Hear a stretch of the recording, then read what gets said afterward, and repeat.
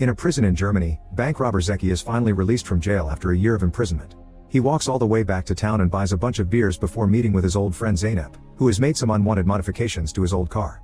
Zeki asks about the €1,000,000 he had stolen before going to prison, and Zeynep explains she buried them somewhere safe. She takes Zeki to a school and gives him a phone with a location recorded on the GPS, but when Zeki follows the directions, he discovers a gym was built over the digging site. Moments later, Zeki goes to the adult club Zeynep works at and the owner immediately begins beating him up, reminding Zeki that he owes him €2,000. Zeki promises he'll get his money back soon and the owner accepts to give him a room until then. However, this room turns out to be one of the bar's displays, so Zeki has to be careful and not let clients think he's working. That night, Zeki discovers the school is looking for a new janitor and decides he'll apply for the job since janitors get full access to all the rooms. The next morning, Zeki goes to the school for an interview and doesn't care when his car hits a line of bicycles. He tries to open the door to the gym but it's locked, and he bumps into a teacher named Lisi, who has a "kick me" sign on her back. Following Lisi's directions, Zeki goes to the principal's office and sees a bunch of people waiting for an interview, looking overly dressed for a janitor. He also sees Miss Noor coming to complain about her class 10B, who has thrown paint at her face. However, Principal Gerster says she can't do anything about it. To get rid of the competition, Zeki breaks the fire alarm, making everyone run away. When Gerster opens her office door, Zeki tells her it was a student who activated the alarm. While Gerster turns it off, Zeki spits his gum at the student and threatens with violence to stop him from snitching. Then Gerster interviews Zeki, thinking he's here for the substitute teacher job, not the janitor. At first Zeki tries to protest, but when he finds out that teachers get a spare key to the gym and a salary of €2,000, he quickly accepts. Now he only needs to find a way to fake his qualification because he needs to hand them in the next day. When he tries to leave, he finds a kid blocking the door and simply gets it open by throwing a kick, not caring if the kid falls. Meanwhile, Lisi is trying to talk to her sister Laura, but she's embarrassed by her and ignores her. Next, Lisi tries to stop a student from smoking, but since Lisi's so sweet, nobody in the school takes her seriously. At that moment, Zeki shows up and takes the cigarette from the student, putting it off on his own hand to scare the students away. Lisi wants to repay the favor and Zeki asks her to get together to talk about their syllabus. Sometime later, they meet at her house and share an awkward conversation. Lisi brings tea but Zeki asks for alcohol, so while she searches her fridge, Zeki puts some sedatives in her cup. As soon as Lisi returns and takes a sip, she falls asleep. Then Zeki searches the entire house for Lisi's academic certification and tries to copy it, but the printer refuses to work. So instead Zeki copies the files into a flash drive. At that moment, Lisi's roommate Caro arrives, so Zeki has to think fast. He takes Lisi to her bed, then takes off his shirt and lies down next to her, pretending to be asleep. When Caro peeks inside Lisi's room, she assumes she's having an affair and leaves them alone. Zeki leaves a few minutes later, telling Caro that Lisi just drank too much. The next morning, Zeki puts on glasses to look smarter but also fills his bag with beer cans before entering the school. He sees Lisi around but ignores her, making her feel used.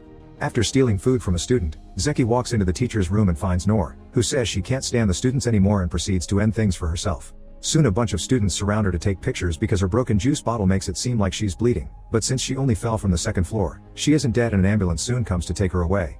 Principal Gerster holds an emergency meeting to discuss how to deal with Noor's 10B class, which is formed by all the troublesome students in the school.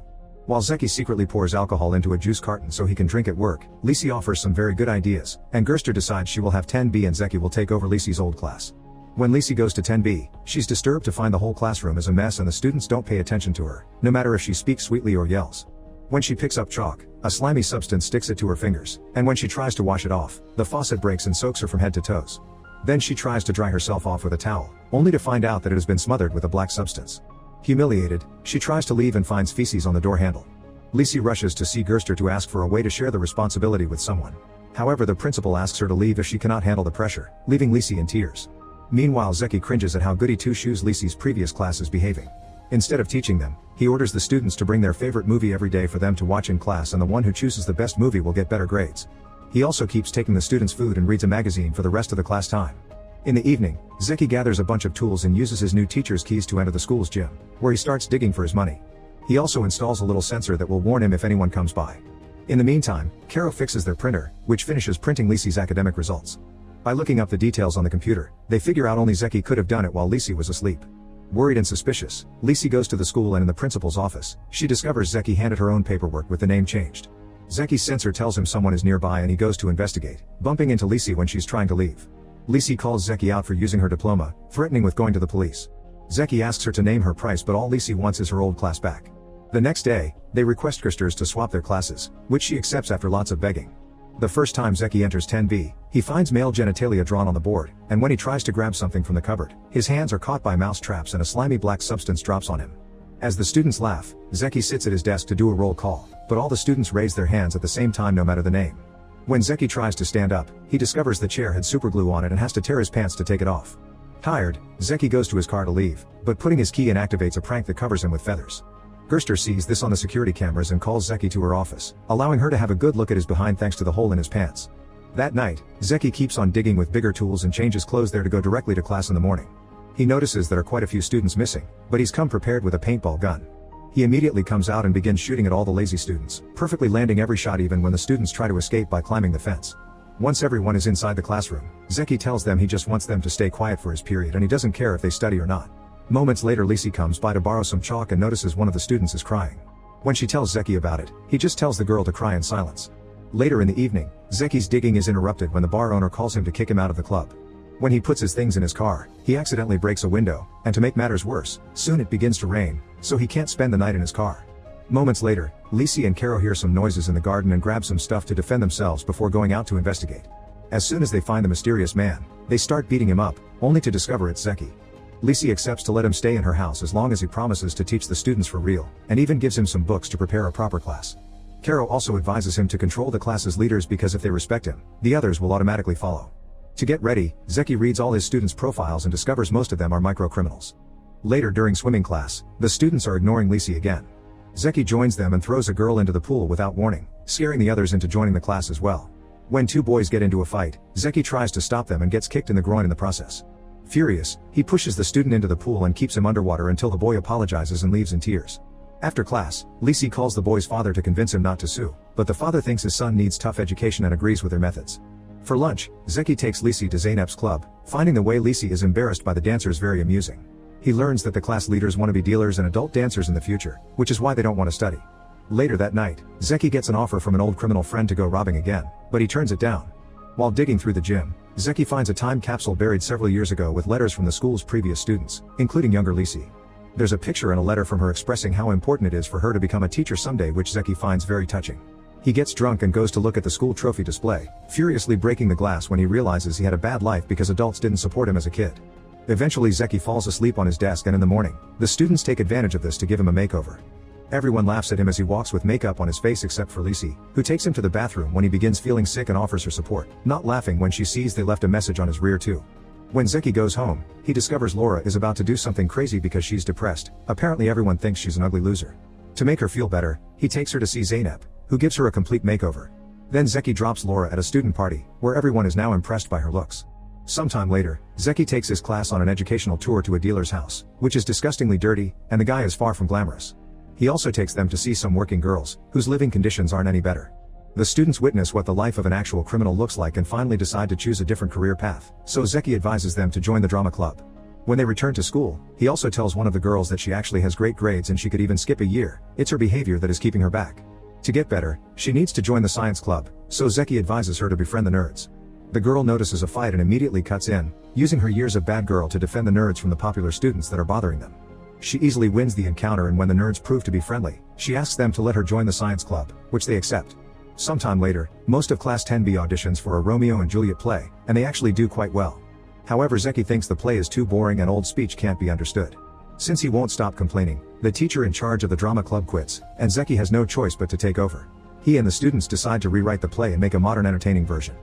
As weeks pass, Zeki continues digging the tunnel through the gym, but he also begins falling for Lisi as they spend more time together. He also becomes very fond of his students, who are starting to behave under his attention now that he's taking this seriously. One afternoon, the teacher's ratings given by the students are released on the internet, and Lisi is disappointed because she never gets selected for any category. Zeki tries to comfort her and explains that for the students to like her, she must be seen as cool. In order to help her, Zeki takes Lisi and his students to a station, where they paint graffiti on a train. Lisi has more fun than she expected and impresses the students with a wonderful piece of art. Unfortunately, the police arrive and interrupt their fun, so everyone has to run away, but Lisi still considers an evening well spent. The next day at school, all the students begin treating her better and actually listen to her. She gives an excellent class that even impresses Gerster. For the next field trip, they take the students to a farm for a project. The children are playing around with the tools used in the farming process, which includes a gun with hormone injections. They try to play a prank on each other, but instead they accidentally shoot Lisi. Now Zeki has to carry her home and watch her go crazy with excitement as the hormones make her act like a dog in heat. Seeing this, Laura begins to worry, because people from child services will be home soon. It turns out their parents died some time ago, and Lisi has been taking care of Laura since then, but if they see her like this they may take Laura away. Suddenly Lisi passes out as a side effect of the hormones. When she wakes up a bit later, she sees Zeki and Laura talking to an official from Child Services, and to her shock, Zeki is pretending to be Lisa's caring boyfriend, even kissing her to keep up the act. They have a lovely meal together with the official, who is impressed by Zeki's cooking skills and the fact Laura got another teacher as a significant other, so it's decided Laura can continue to live there. In the evening, Zeki finally finds the money that he had been looking for. At first he celebrates, counting the money with a burst of happiness, but suddenly he starts crying because he realizes that money isn't enough to be happy anymore. Afterward, he stops by the club to pay the owner and Zeynep the money he owes them, then he shocks them by saying he likes the teacher's life better. Soon the day of the play arrives. Laura is a bit disappointed that she only gets to work behind the scenes because she would like to be Juliet and kiss the cute guy playing Romeo. In fact, she's memorized all of Juliet's lines. Zeki decides to help and pours a powder into the actress' drink that makes her feel sick. Now Laura can take over the role of Juliet. When the play starts, it shows they've changed the dialogue to modern speech and the setting is done in a modern abstract style, but the public loves it and laughs at the modern words, considering them jokes. Laura gets to kiss her crush, and at the end of the day, the play gets second place in the competition.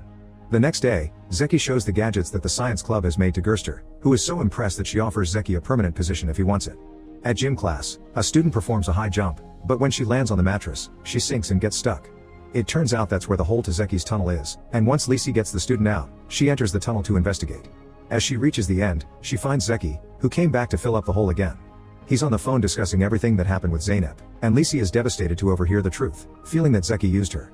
She immediately slaps him and tells him to quit this job or she'll call the police. Failing to explain he is a better person now, Zeki agrees to go away. Later at the club, he can't stop staring at a pencil case that his students signed for him.